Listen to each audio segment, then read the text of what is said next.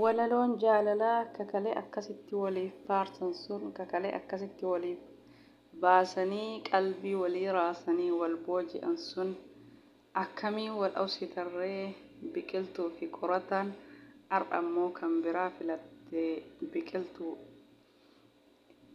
qorataa dhiiftee akkamitti onneen kan kee ka biraa filatee moo biiftuu abbaa manaa kiyyarraa naa gori jennaan dhiiftee ka biraa filattee amma kan lammataa jaarsi lammataa kana fakkaataa biqiltuun qorataa dhiiftee kan lammataa kana argatte qorataa walaloo bareedaa akkasiisan osoo isaaf baaftuu har'ammoo isa dhiiftee kan biraa kana argattee akkami garaan sii danda'ee ka dura jaalatte dhiiftee kan lammataa kana jaalatte.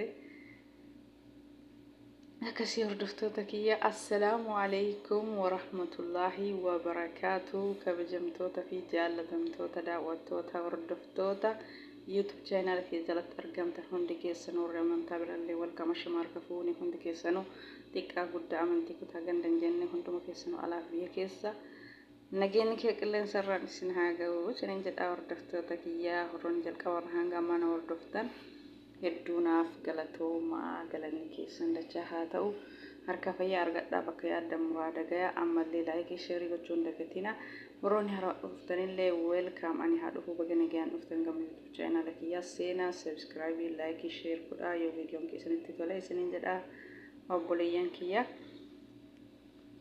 Egaa viidiyoon kee har'aa waa'ee biqiltuu fi waa'ee qorataati. Biqiltuu qorataan akkuma beekamu miidiyaa kanarraa biiftuu wajjin warra jaalalaan yeroo laayivii wal dorgommii ture amma immoo goolii walitti galchanii amma immoo qoratallee dhiiftee isilleen kan bira argatte hagana walaloon jaalalaa akkasitti waliif bayesuun gargar ba'uun hanganuma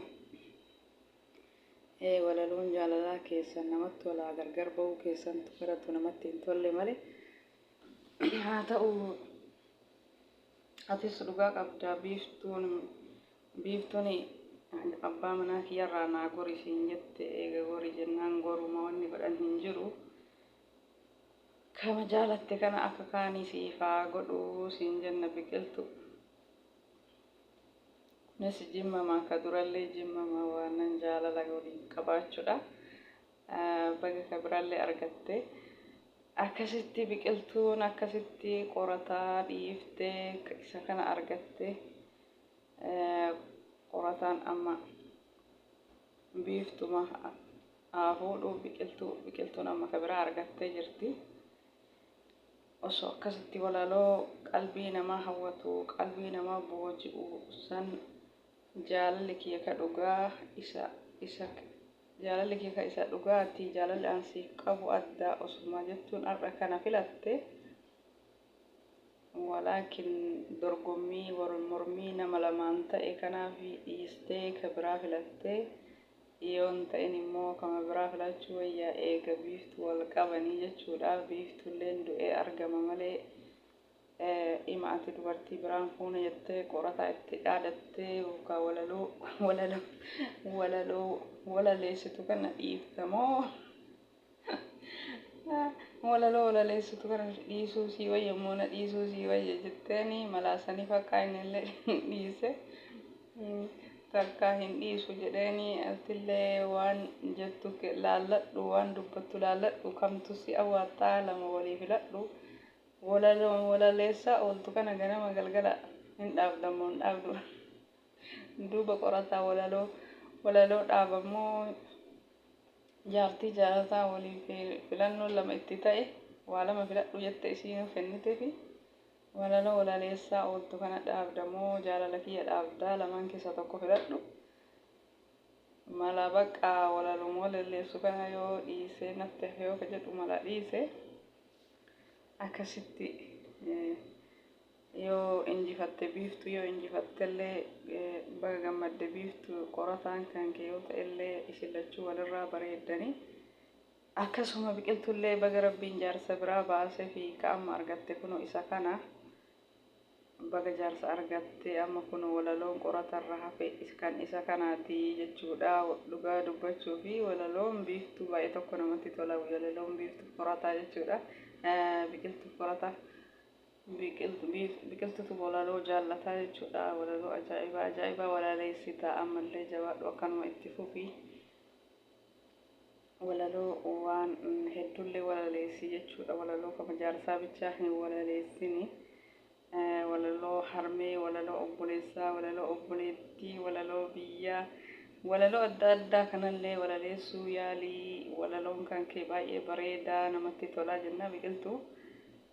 Akkasii jaarsa tokkochuma faarsanii kama jaalatan bichaa faarsanii hunda yoo faarsan qalbiin hin baddi. Hundaa faarsitee qalbii boojitee biraan deeminii. Amma qoratayyuu faarsitee qalbii boojitee biraa deemte.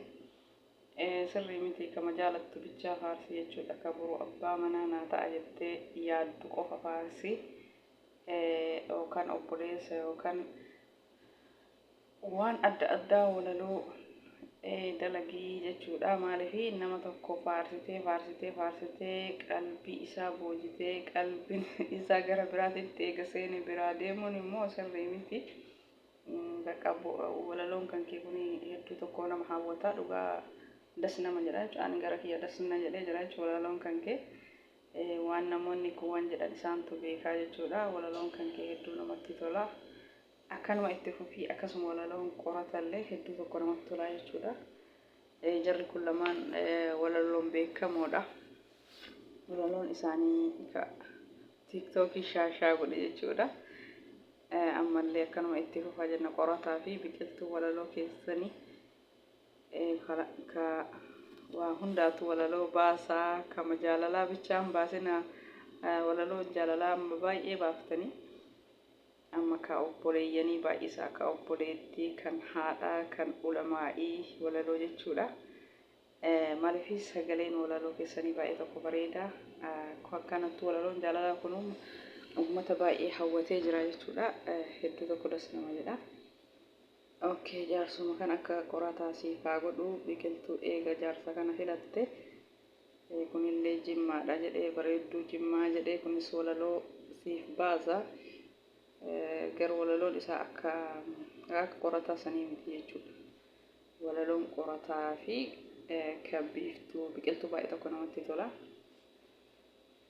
Biiftuun immoo walaloon baafne yaani ishee walaloo baastuun agarre. Walaloon ani argu irra baay'inaan dhagahu ka biqiltuuti jechuudha. Hedduu tokko nama hawwataa jechuudha walaloon. Akkasii hordoftoota kiyya. Walaloon biqiltuu qorataa isinitti tole. Ana baay'ee tokko natti tole garuu isaanii wal dhiisuu kanatu irna jedhe. Haa ta'u gisee amma kanatti namni jaartii takka dadhabe jaartii lama fuudhuu fi malaasanumaaf dhiise. Akkasuma biiftuulleen du'ee argama malee jaartii biraan irratti hin fuutu osoo hin jiru jettee itti dhaadattee jirti. Bakka sanumaaf dhiisuun mala osoo jara lachuu fuudhee bareeda jarri lachuu bareeda jechuudha. Akkasii kunis baay'ee bareeda kan jimmaa ka argame kunillee haa ta'u haga qorataan hin ga'u jechuudha. Qorataan amma walalama biiftuu haa baasu amma. Biiftuuf haa baasu walaloo duraan biqiltuu baasu amma gara biiftuutti haa jijjiiru. Akkasii hordoftoota kiyyaa biqiltuun qorataa dhiistee gara mucaa kana deemtee kana mucaa haarawa kana jechuudha. I love you jetteeni onne duraan qorataa kennitu amma ka isa kanaaf kennite maal godharre osoo walaloon garaa nama nyaatu osoo wanni walii faarsan garaa nama nyaatu wal dhiisanii kan biraa filatanii wanni godhan takkallee hin jirtu. Carraadha. Carraan kun akkanatti gargar nama baasti. Egaa hordoftoota kiyya akkasii biqiltuun dhiifteetiin jirti qorataa kan biraa argattee jirti.